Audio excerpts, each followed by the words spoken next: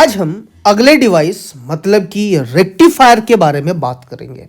अगर हम रेक्टिफायर के बारे में बात करें तो ये एक ऐसा डिवाइस है जो कि ऑल्टरनेटिंग करंट को डायरेक्ट करंट में कन्वर्ट करता है।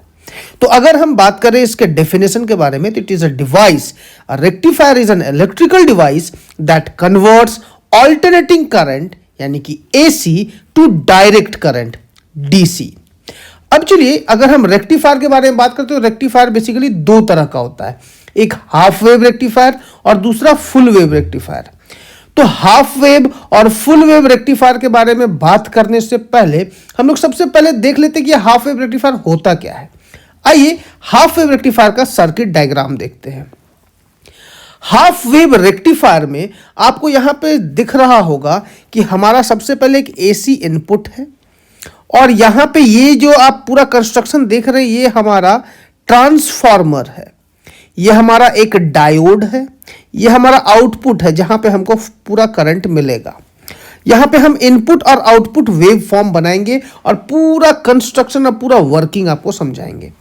कंस्ट्रक्शन के बारे में बात करें तो पूरे हाफ वेव रेक्टिफायर में आपको एक ट्रांसफार्मर दिख रहा है जो कि स्टेप डाउन ट्रांसफार्मर है। यहां पे नंबर ऑफ टर्न्स ज्यादा है, यहां पे नंबर ऑफ टर्न्स कम है, यानी कि ये ज्यादा वोल्टेज को कम वोल्टेज में कन्वर्ट करेगा।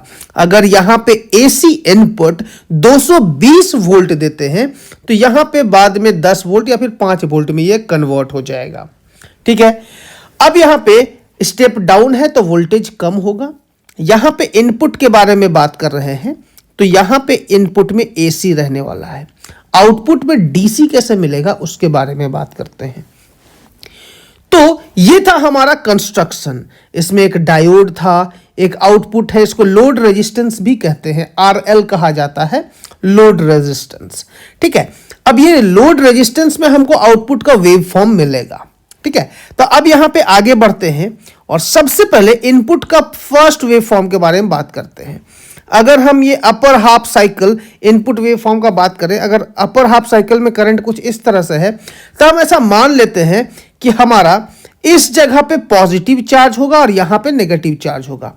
यहां पे पॉजिटिव चार्ज है, यहां पे नेगेटिव चार्ज है। अल्टरनेटिंग करंट में क्या होता है कि दो वायर में हमारा जो टर्मिनल है वो कंटिन्यूअसली चेंज करता रहता है। एक बार पॉजिटिव नेगेटिव होगा, एक बार नेगेटिव पॉजिटिव हो जाएगा। टर्मिनल हमारा इंटरचेंज करता रहेगा, अल्टरनेट होता रहेगा, इसीलिए उस करंट का नाम अल्टरनेटिंग करंट भी है। अभी फिलहाल यहां पे ये पॉजिटिव है, ये नेगेटिव है। ये पॉजिटिव होने के कारण ये पॉजिटिव है और ये पी साइड है, ये एन साइड है। ये डायोड का पी साइड होने के कारण ये फॉरवर्ड बाइस होगा। फॉरवर्ड बाइस में करंट हमारा पास हो जाता है और यहां पे करंट हमको मिलेगा। जब हम यहां पे पॉजिटिव यहां पे नेगेटिव रखे हैं तो ये हमारा फॉरवर्ड बाइस है। फॉरवर्ड बाइस में करंट पास होगा और आउटपुट में करंट मिलेगा। तो आउटपुट में करंट हमको मिल गया। तो जो यहां पे इनपुट में था उसी तरह से आउटपुट में हमको करंट मिल गया। अब यहां पे टर्मिनल को हम बदलने के बारे में बात करते हैं। जैसे ही हम टर्मिनल को बदले तो हमारा वेव फॉर्म अब नीचे से आएगा। वेव फॉर्म जैसे ही नीचे से आया तो हमारा यहाँ पे जो टर्मिनल है वो बदल गया। पहले पॉजिटिव था, अब क्या हो गया नेगेटिव, और यहाँ पे क्या हो गया पॉजिटिव। ये नेगेटिव है और ये हमारा पार्ट पॉजिटिव था तो ये हमारा रिवर्स बायस हो गया। रिवर्स बायस होने के कारण यहां से अब करंट पास नहीं होगा और आउटपुट पे आपको कुछ भी करंट नहीं मिलेगा, जिस कारण से अब जो हमारा है यहां पे कोई भी करंट फॉर्म आपको वेव फॉर्म देखने को नहीं मिलेगा। अब इस रेक्टिफायर का नाम हाफ वेव रेक्टिफायर इसलिए पड़ा क्योंकि इनपुट में फुल वेव देने के बाद आपको आउटपुट में सिर्फ हाफ वेव का ही फॉर्म आउटपुट मिल रहा था, जिस कारण से इसका नाम हाफ वेव रेक्टिफायर पड़ा। उम्मीद करते हैं हाफ वेव रेक्टिफायर आपको अच्छे से समझ में आ गया होगा। हम फिर से एक बार एक्सप्लेन करते हैं। इनिशियल केस में ये वाला पार्ट हमारा पॉजिटिव था, ये नेगेटिव था। पॉजिटिव पॉजिटिव फॉरवर्ड बाइस करंट पास कर गया।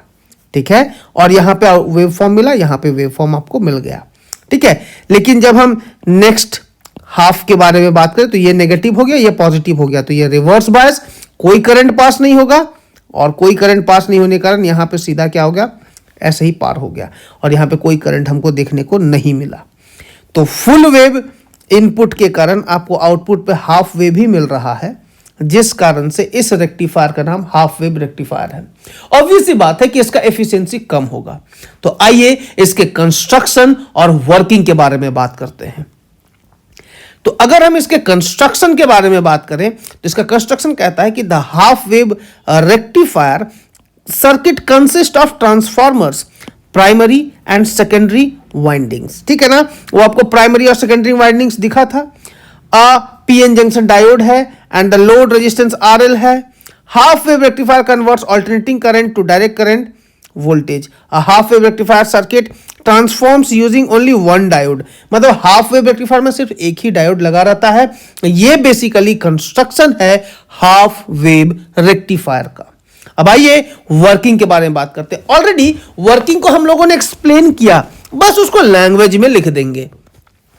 बोला गया है कि during the half wave half cycle of AC input the diode is forward biased and conducts current to the load resistance. During the negative half cycle, the AC input, the diode is reverse biased and blocks the flow of current. This results in an output waveform that consists of only positive half cycle of AC input. ठीक है, output waveform में क्या मिलेगा? सिर्फ positive half cycle का मिलेगा। Upper half को हम लोग पॉजिटिव हाफ बोल रहे हैं, लोअर हाफ को हम लोग नेगेटिव हाफ बोल रहे हैं। During positive half cycle the AC input voltage the diode conducts the current flow through the load resistor in the forward direction. The diode has a low resistance in this direction and effectively acts like a closed circuit. Acts like a closed switch. ठीक है, अब ये हमारे पास इसका working का part आ गया। अब आगे बात करेंगे यहां पे during the negative half cycle the AC input voltage, the diode becomes reverse bias and does not conduct. No current flows through the load resistor during this time. बिल्कुल नेगेटिव हाफ साइकिल में कोई भी current flow नहीं किया, तो output voltage across the load register is therefore a pulsating DC voltage that is not only present during the positive half cycle of the input voltage. मतलब कि आपका सिर्फ एक ही टर्मिनल आपको वहां देखने को मिला, पॉजिटिव नेगेटिव टर्मिनल अब चेंज नहीं कर रहा है, दैट्स व्हाई वो हमारा डायरेक्ट करंट में कन्वर्ट हो गया। Output voltage can be smoothen using a capacitor filter which will reduce the pulsating and produce a more constant DC voltage. अब डीसी वोल्टेज को कांस्टेंट बनाने के लिए हम लोग फिल्टर, कैपेसिटर फिल्टर यूज करते हैं। ठीक है ना, और the efficiency of a half wave rectifier is relatively low. होता ही है लो, आप इनपुट में फुल वेव दे रहे हैं, आपको आउटपुट में हाफ वेव मिल रहा है, तो एफिशिएंसी अच्छा नहीं है इसका। तो typically around 40 to 60% as only half of the AC input voltage is used. ठीक है, ये हमारा complete construction, working, circuit diagram, wave form, complete half wave के बारे में बात किए। अब हम फुल वेव के बारे में बात करेंगे। फुल वेव का हम कंस्ट्रक्शन को बता देंगे, दिखा देंगे आपको लिखना खुद से है, वर्किंग भी खुद अपने लैंग्वेज में लिखना है। अपने लैंग्वेज में लिखने से आपको बहुत अच्छे से सुविधा होगा। हम आपको यहां पे कंप्लीट डिटेल अच्छे से बता देते हैं फुल वेव रेक्टिफायर के बारे में। अगर हम फुल वेव रेक्टिफायर का बात करें तो यहां पे जो आपको सर्किट डायग्राम देखने को मिलेगा, तो ये हमारा क्या हो जाएगा? ट्रांसफॉर्मर, ये हमारा प्राइमरी कॉइल, ये हमारा सेकेंडरी कॉइल, यहां पे स्टेप डाउन ट्रांसफार्मर देखने को मिल रहा है, ये हमारा एसी इनपुट हो गया, और ये हमारा पहला डायोड और यहां पे दूसरा डायोड। यहां पे फुल वेव में दो डायोड यूज करते हैं, इसको सेंटर टैप्ड बोला जाता है। यहां पे 3 वायर रहता है ट्रांसफार्मर में, ये सेंटर टैप्ड में आपको क्या मिलेगा? आपको आउटपुट लोड रेजिस्टेंस देखने को मिलेगा। आउटपुट लोड रेजिस्टेंस को हम सेंटर टैप्ड में लगाते हैं।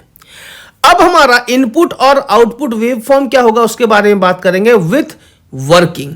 कंस्ट्रक्शन तो समझ में आ गया। इसमें क्या रहता है? एक ट्रांसफार्मर है जो कि स्टेप डाउन ट्रांसफार्मर है, एक एसी इनपुट है, 2 डायोड है D1 और D2, सेंटर टैप्ड हमारा लोड रेजिस्टेंस लगा हुआ है। ठीक है ना। अब यहां पे अगर हम इसके वर्किंग के बारे में बात करें तो जैसे ही हम इनपुट में पॉजिटिव हाफ साइकिल देते हैं, यह हमारा पॉजिटिव हाफ साइकिल गया। पॉजिटिव हाफ साइकिल जाने से हमारा जो ये टर्मिनल हो जाएगा, ये पॉजिटिव हो जाएगा और ये नेगेटिव हो जाएगा, ये पॉजिटिव ये नेगेटिव। अगर ये पॉजिटिव तो डायोड D1 जो होगा वो हमारा क्या हो जाएगा? Forward biased. क्यों? पॉजिटिव है और यहां भी पी साइड है। पी साइड अगर पॉजिटिव टर्मिनल से कनेक्टेड हो तो वो फॉरवर्ड बायस्ड होता है, तो ये फॉरवर्ड बायस्ड होगा।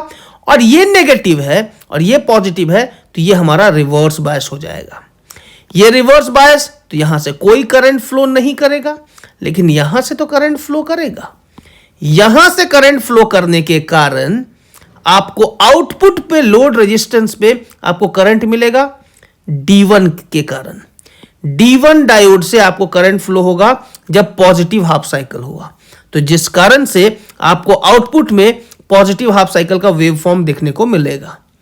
ठीक उसी प्रकार अगर हम थोड़ा आगे बढ़ें और अगर हम नेगेटिव हाफ साइकिल के बारे में बात करें, जो कि आपको यहां पे दिख रहा है, नेगेटिव हाफ साइकिल के केस में यहां पे जो ये टर्मिनल है डायोड 1 अब हमारा नेगेटिव पोटेंशियल पे आ गया और डायोड 2 पॉजिटिव पोटेंशियल पे आ गया। ये नेगेटिव है और ये क्या है, पॉजिटिव है। ये अगर नेगेटिव है तो डायोड 1 जो होगा वो हमारा क्या हो जाएगा, ये हमारा हो जाएगा रिवर्स बायस्ड, ये हमारा क्या हो जाएगा, फॉरवर्ड बायस्ड। ये फॉरवर्ड बायस्ड, ये रिवर्स बायस्ड। अगर ये रिवर्स बायस्ड है तो यहां से अब कोई करंट पास नहीं होगा। पिछले केस में डायोड 1 से करंट पास हुआ था, लेकिन इस पर्टिकुलर केस में डायोड 1 रिवर्स बायस्ड हो जाएगा और यहां से कोई करंट पास नहीं होगा। और यहां पे पॉजिटिव टर्मिनल है तो ये हमारा फॉरवर्ड बायस्ड है, ये भी पॉजिटिव, ये भी पॉजिटिव, तो ये फॉरवर्ड बायस्ड, तो यहां से करंट पास होगा और आउटपुट में आपको करंट मिलेगा। आउटपुट में क्या होगा, करंट आपको मिलेगा। और यहां पे जैसे ही करंट आपको मिला तो आपको यहां पे आउटपुट वेवफॉर्म इस तरह से देखने को मिल जाएगा। क्लियरली उम्मीद करते हैं आपको दिख रहा है। इस पार्टिकुलर केस में दोनों हाफ साइकिल के कारण, पॉजिटिव हाफ साइकिल और नेगेटिव हाफ साइकिल दोनों के कारण आपको पॉजिटिव हाफ साइकिल ही मिला है आउटपुट वेवफॉर्म में। इस कारण से इस रेक्टिफायर का नाम है full wave rectifier. Full wave के कारण आपको फुल आउटपुट मिला है, ठीक है ना। और यहां पे टर्मिनल्स किस तरह से चेंज हो रहे थे, उसके कारण डायोड किस तरह से रिवर्स बायस हुआ, किस तरह से आउटपुट वेव फॉर्म मिला। उम्मीद करते हैं आपको ये अच्छे से समझ में आ गया होगा। और इसका एफिशिएंसी हाफ वेव रेक्टिफायर से ज्यादा होता है। क्यों? क्योंकि इनपुट वेव जो कंप्लीट वेव को ये कंप्लीट आउटपुट में कन्वर्ट भी कर रहा है। इसका कंस्ट्रक्शन को, इसका वर्किंग को आप इस पार्टिकुलर पार्ट को सुन के अपने लैंग्वेज में लिखने का कोशिश करें और लिखने के बाद जरूर कमेंट करें, ठीक है। उम्मीद करते हैं आपको यह वीडियो अच्छे से समझ में आया होगा। अगर ये वीडियो, ये जो आपका सर्किट डायग्राम है या आउटपुट वेवफॉर्म है, कंस्ट्रक्शन वर्किंग तो हम खुद से लिखने बोले, वो खुद से आप लिख सकते हैं। ये अगर समझ में आए तो आप कमेंट सेक्शन में जरूर लिखें कि हाँ ये आपको समझ में अच्छे से आया, और कमेंट में ये भी बताएं कि आपको अगला टॉपिक कौन से डिवाइस या फिर कौन से टॉपिक पे चाहिए, उसके बारे में भी जरूर बताएं। तब तक के लिए थैंक यू। जय हिंद, जय भारत।